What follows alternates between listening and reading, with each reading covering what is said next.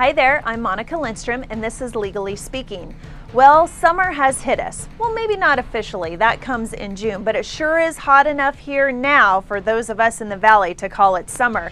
But summer is also one of the most deadliest times for teenagers. In fact, some call it the 100 deadliest days for teenagers.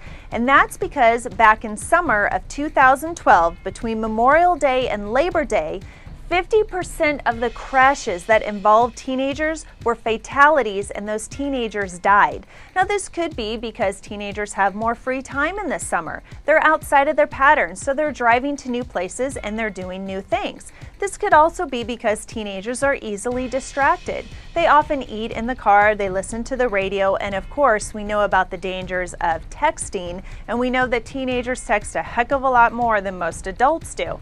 But there's something else that's even more dangerous than all of that, and that is having passengers in the car. In fact, passengers increase the odds of a fatality accident by 44%.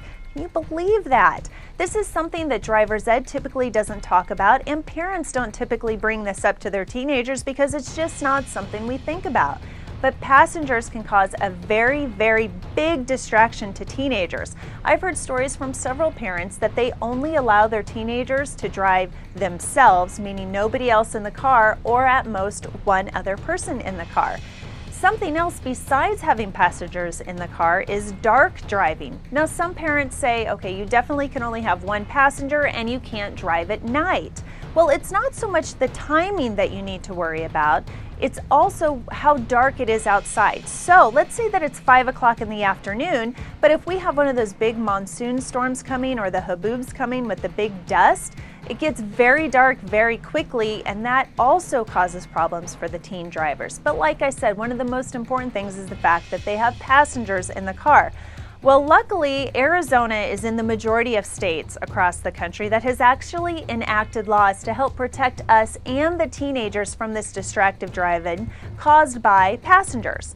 So one of the things is if you're a brand new driver here in Arizona and you're a teenager, so you get your license at age 16. For those first 6 months that you have that license, you can only have one passenger in the car that's under the age of 18.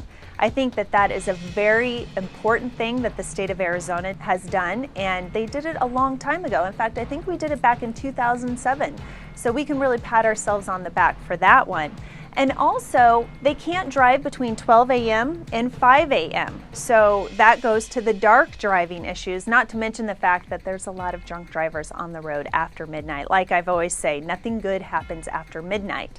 So parents, friends, when you talk to the teenagers about driving, talk to them about the fact that not only is texting dangerous to their health and everybody else's, but so is having passengers in the car.